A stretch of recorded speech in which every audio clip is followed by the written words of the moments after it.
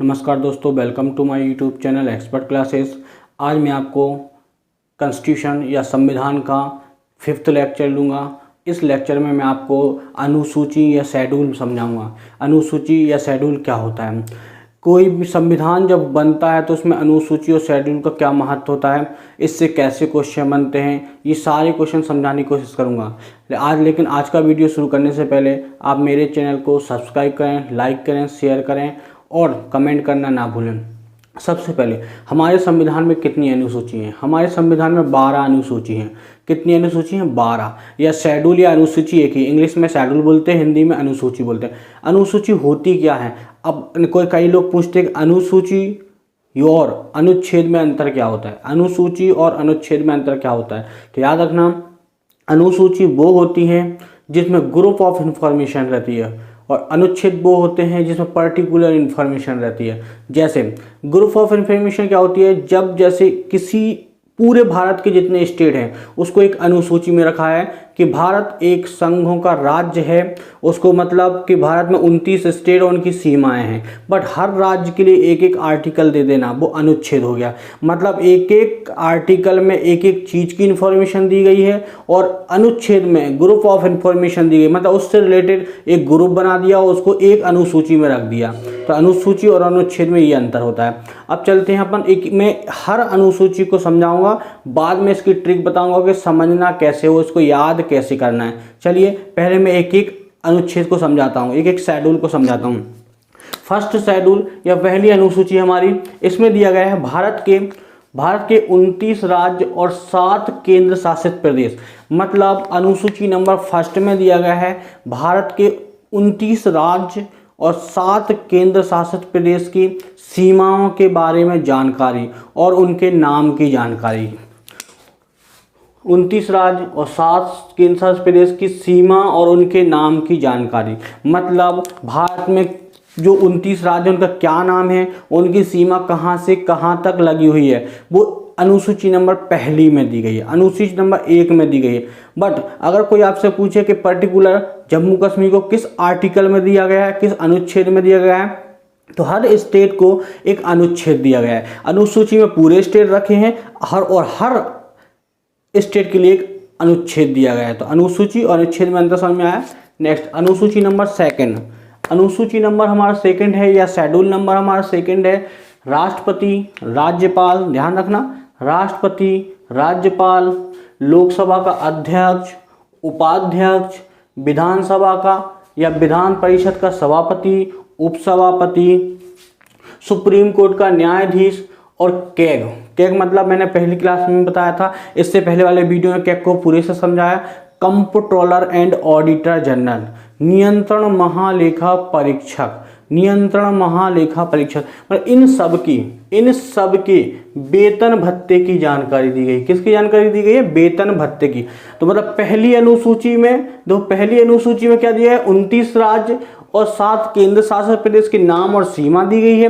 दूसरी अनुसूची में राष्ट्रपति, राज्यपाल, लोकसभा का अध्यक्ष, विधान परिषद का सभापति, उपसभापति, सुप्रीम कोर्ट का न्यायाधीश और कैग, इन सब की वेतन भत्ते की जानकारी दी गई। किसकी जानकारी दी गई है? वेतन भत्ते की जानकारी दी गई है। नेक्स्ट हमारा है अनुसूची नंबर थर्ड या तीसरी। अनुसूची नंबर तीसरी में क्या दी गई है? तो इसमें और इसमें कुछ नहीं है, थोड़ा सा अंतर, इसमें और इसमें थोड़ा सा अंतर।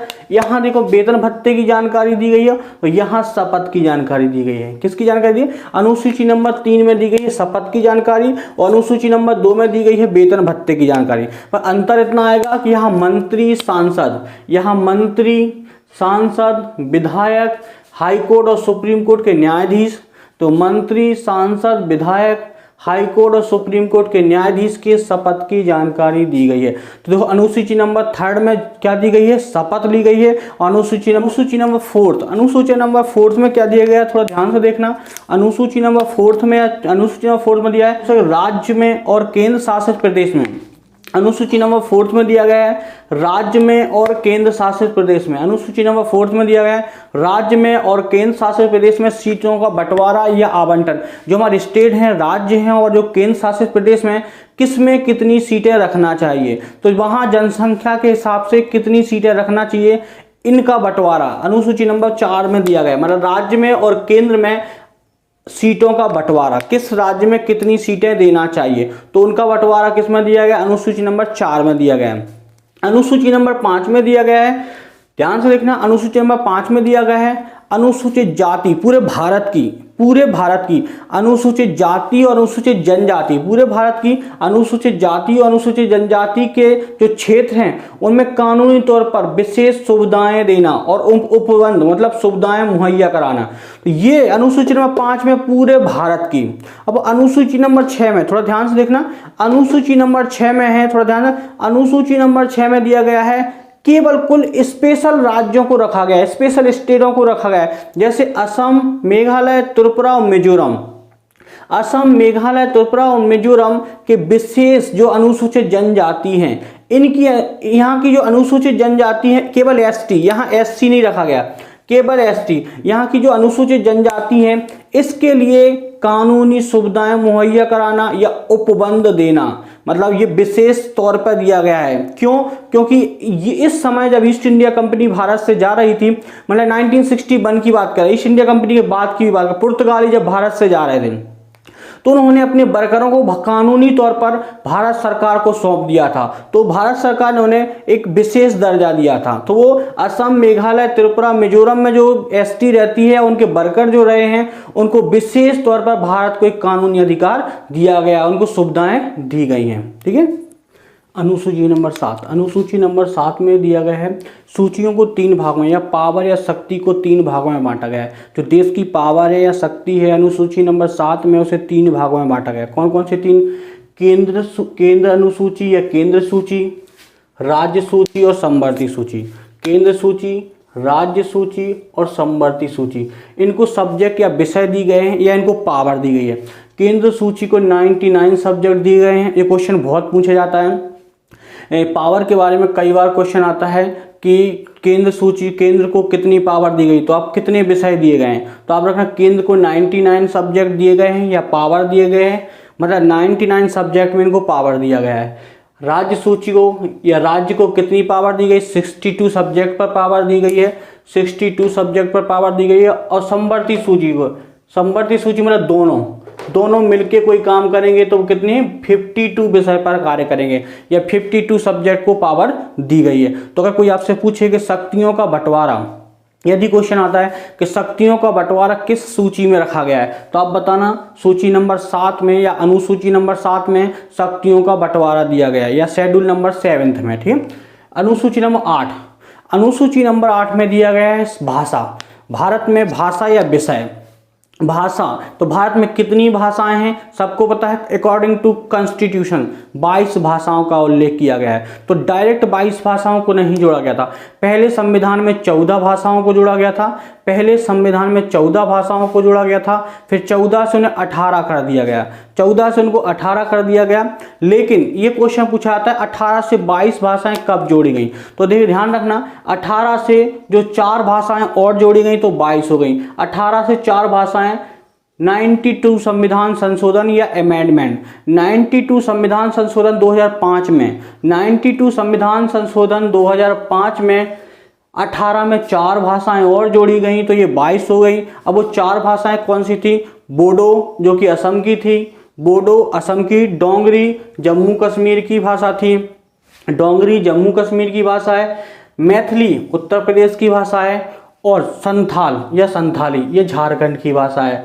तो बोडो, डोंगरी, संथाल ये भाषाओं को 4 जोड़ के, ये 4 भाषाओं को जोड़कर जो 92 संविधान संशोधन 2005 में आज भारत में संविधान में 22 भाषाओं का उल्लेख दिया गया है। अगर कोई आपसे पूछे कि संविधान में कितनी भाषाओं का उल्लेख किया गया है तो आपको बोलना है वर्तमान में 22 भाषाओं का उल्लेख किया गया है संविधान में।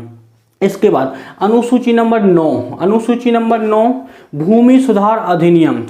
पहले संविधान संशोधन 1992 में भूमि सुधार अधिनियम को रखा गया।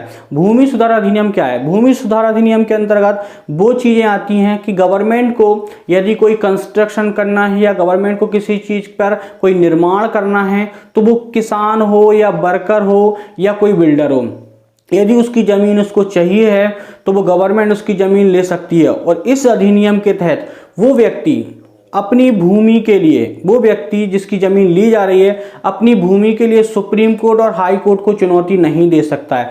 मतलब भूमि सुधार अधिनियम में यदि गवर्नमेंट को कोई निर्माण करना है और वहां की जिसकी जमीन है वो उस पर रोक लगा रहा है तो सुप्रीम कोर्ट या हाई कोर्ट को वो डायरेक्ट चुनौती नहीं दे सकता कि मेरी जमीन मैं गवर्नमेंट को या सरकार को नहीं दूंगा।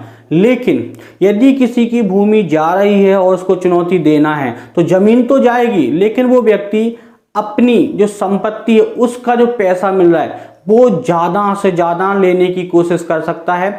उसके लिए वो आपको सुप्रीम कोर्ट और हाई कोर्ट में जा सकता है कि हमारी जो संपत्ति है इसका हमें 1 करोड़ या 2 करोड़ मिलना चाहिए। जैसे गवर्नमेंट 50 लाख दे रही तो वो इसके लिए चुनौती कर सकता है कि हमें 1 करोड़ चाहिए अपनी ज़मीन का, क्योंकि हमारी ज़मीन 1 करोड़ की है। तो इसके लिए चुनौती दे सकता है, बट इसके लिए चुनौती नहीं दे सकता है कि वो संपत्ति हम देंगे ही नहीं। तो गवर्नमेंट को यदि आपकी संपत्ति चाहिए तो वो आपका लेगा। वो अनुसूची नंबर 9 में, अनुसूची नंबर 9 में दिया गया भूमि सुधार अधिनियम। ठीक है, नेक्स्ट। और इसको अगर कोई अनुच्छेद नंबर पूछे तो अनुच्छेद नंबर ये 31 में है। अब इसे वर्तमान में 300A में रख दिया गया है। यदि कोई पूछे आपको इसको वर्तमान में कहाँ रखा गया है तो वर्तमान में इसे 300A में रख दिया गया है। नेक्स्ट है अनुसूची नंबर 10, संविधान संशोधन 1985 में दल बदल कानून क्या है। 52वें संविधान संशोधन 52 में, ध्यान रखना, 52वें संविधान संशोधन 52 में दल बदल कानून लाया गया। राजीव गांधी जी के समय एक दल बदल विरोधी कानून लाया गया कि यदि कोई व्यक्ति किसी दल से लड़ता है और वो जीत जाता है, मतलब चुनाव, यदि कोई व्यक्ति किसी दल से चुनाव लड़ता है और वो जीत जाता है तो ऐसा नहीं होगा कि वो जीतने के बाद किसी और दल को अपना मत दे दे या बहुमत दे दे। तो ऐसी कंडीशन में दल बदल विरोधी कानून को लाया गया कि यदि कोई व्यक्ति जीतने के बाद दल से हटता है तो फिर उस पर कानूनी कार्रवाई की जाएगी, बट इसको नहीं माना जाता है। कई व्यक्ति जीतने के बाद अपना दल बदल लेते हैं, लेकिन रूल ये है कि जीतने के 6 महीने तक आप दल नहीं बदल सकते हो। ठीक है, नेक्स्ट अगला हमारा है, ये मोस्ट इंपॉर्टेंट है, ये जो 11वीं अनुसूची है मोस्ट इंपॉर्टेंट है। इसका क्वेश्चन बार बार पूछा जाता है। पंचायती राज क्वेश्चन हमेशा पूछा जाता है कि संविधान संशोधन, किस संशोधन में पंचायती राज को राज्य को जोड़ा गया। तो याद रखना 73वां संविधान संशोधन 1992, 73वां संविधान संशोधन 1992, 73वें संविधान संशोधन 1992 में पंचायती राज को जोड़ा गया है। पंचायती राज क्या होता है बता रहा हूं। सबसे पहला क्वेश्चन बनता है पंचायती राज को अपनाने वाला पहला स्टेट। अगर कोई आपसे पूछता है कि पंचायती राज को अपनाने वाला पहला स्टेट कौन सा है तो मध्य प्रदेश है। यदि कोई आपसे पूछे कि पंचायती राज को अपनाने वाला पहला स्टेट है वो है मध्य प्रदेश, और कोई अगर क्वेश्चन ऐसा बोलता है पंचायती राज बनाने वाला पहला स्टेट जिसने पंचायती राज बनाया तो राजस्थान है, जिसको नागौर को बनाया था। राजस्थान के नागौर को सबसे पहले पंचायती राज बनाया था। यदि कोई आपसे पूछता तो आप आंसर दे सकते हो, वही है पंचायती राज। नेक्स्ट हमारा है, इसके बाद है नगर निगम, मतलब 12वीं अनुसूची। 12वीं अनुसूची जो है 74वें संविधान संशोधन 1992, 12वीं अनुसूची 74वें संविधान संशोधन 1992 में जोड़ा गया। इस संशोधन में शहरीकरण को मतलब शहर को और अच्छा डेवलप करने के लिए, उसको व्यवस्थित करने के लिए इसमें 2 शब्द जोड़े गए, नगर पालिका और नगर निगम। नगर पालिका और नगर निगम को जोड़ा गया जो कि व्यवस्थित रूप से शहर को अच्छे से रख सके, उसके ट्रैफिक को संभाल सके, वहाँ की गंदगी को संभाल सके। इस सारी चीज़ों को संभालने के लिए 74वें संविधान संशोधन 1992 में नगर निगम और नगर पालिका को जोड़ा गया। पूरी अनुसूचियों को अपन शॉर्ट ट्रैक में कैसे रट सकते हैं, थोड़ा ध्यान रखना। कोई भी अनुसूची एक लाइन में हम कैसे उसको याद कर सकते हैं या रट सकते हैं, बहुत ईजी है। देखो मैं जाएंगे, देखो पहला है, हमने एक लाइन लिखी है, उस लाइन को आप याद रख लोगे तो आपकी पूरी अनुसूचियाँ रटी जाएंगी। जैसे राज्य को वेतन, दो एक लाइन ध्यान रखना, राज्य को वेतन, शपथ, सीट और अनुसूचित क्षेत्र में एटीएम लगाकर SC/ST क्षेत्र दे देना। तो इसको कैसे याद रखना है। और अब राज्य केंद्र समान भाषा और भूमि बदल कर पंचायती राज बनाएंगे। ये लाइन कैसे, तो पहली अनुसूची में राज्य और केंद्र शासित प्रदेश की सीमाएं दी गई हैं।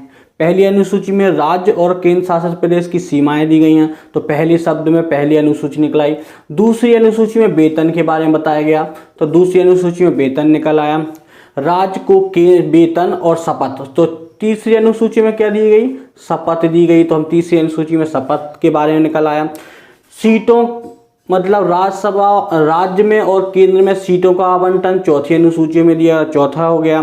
तो राज्य को वेतन शपथ और सीट, वेतन शपथ सीट और देकर, वेतन शपथ सीट देकर अनुसूचित क्षेत्र मतलब पूरे भारत का अनुसूचित क्षेत्र किस में दिया गया, अनुसूची नंबर 5 में दिया गया है। अनुसूचित क्षेत्र और ATMM अनुसूचित मतलब असम, त्रिपुरा, मेघालय, मिजोरम की ST के लिए एक स्पेशल क्षेत्र दिया गया है, तो वो अनुसूची नंबर किस में निकल आया, 6 में। तो हमें एक लाइन याद रखना है, राज्य को वेतन शपथ सीट देकर और अनुसूचित क्षेत्र में ATM लगा दिया गया है, तो याद ऐसे रखना है।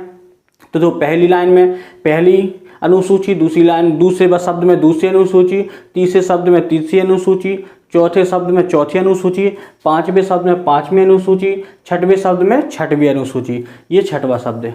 अब सातवें है राज्य और केंद्र शासन, राज्य और केंद्र शासन समान भाषा, मतलब ध्यान रखना अनुसूची नंबर 7 में जो दिया गया है राज्य और केंद्र को समान शासन, क्या मतलब पावर, राज्य और केंद्र को समान पावर दी गई है।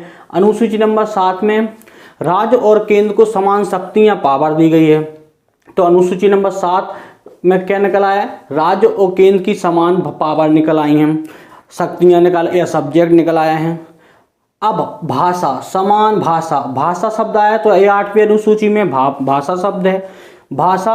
और 9वीं अनुसूची में की अधिनियम दिया गया है, 9वीं अनुसूची में भूमि अधिनियम दिया गया है, 10वीं अनुसूची में दल बदल कानून दिया गया है, 10वीं अनुसूची में दल बदल कानून दिया गया है, 11वीं अनुसूची में पंचायती राज दिया गया है, और 12वीं हम याद रख लेंगे नगर निगम और नगर पालिका को दिया गया है। तो हमें एक लाइन याद रखना है, राज्य को वेतन शपथ देकर, ऐसा चाहे यहाँ देकर लिख लो, राज्य को वेतन शपथ देकर सीट और अनुसूचित जनजाति और ATM लगवा दिया, या अनुसूचित जनजाति क्षेत्र में ATM लगवा दिया गया है। अब राज्य और केंद्र समान भाषाएं और भूमि बदलकर पंचायती राज बना सकते हैं, राज्य और केंद्र समान भाषाएं और भूमि बदलकर पंचायती राज बना सकते हैं। तो देखो ये 2 लाइनों में आपकी पूरी अनुसूचियां याद हो गई हैं, आप बस इन 2 लाइनों को याद कर लेना, आपकी सारी अनुसूचियां याद हो जाएंगी। यदि आज का वीडियो अच्छा लगा है प्लीज़ सब्सक्राइब करें, बेल आइकन दबाएं, कमेंट करें और अपने दोस्तों को शेयर करें। Thank you class.